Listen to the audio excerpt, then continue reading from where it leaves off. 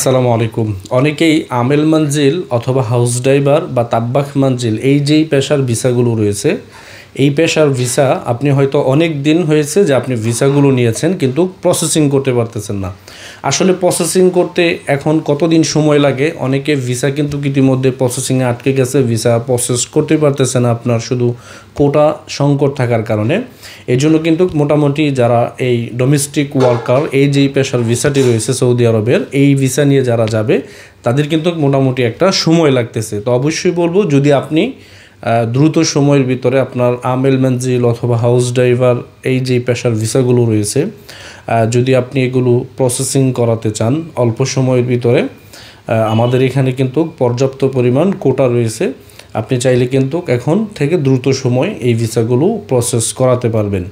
Visa প্রসেসিংয়ের জন্য যে ডকুমেন্টসগুলো আপনাকে দিতে হবে, যেমন আপনি যেই মালিকের কাছ থেকে ভিসাটি নিয়েছেন তার যে আপনার পতাকা নাম্বার রয়েছে, ফোন নাম্বার, ভিসা কপি, এগুলো কিন্তু আপনার ভিসাটি উকালা করার জন্য লাগবে।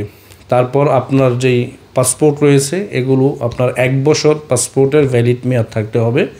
ওয়ার্কার ভিসায় যারা বাংলাদেশ থেকে যাবেন, আমি আবারও বলে রাখি, 6 মাস কিন্তু মেয়াদি পাসপোর্ট দিয়ে কিন্তু আপনি বিদেশ যেতে পারবেন না। আপনাকে সর্বোচ্চ 1 বছরের উপরে একটা পাসপোর্টের মেয়াদ থাকতে হবে।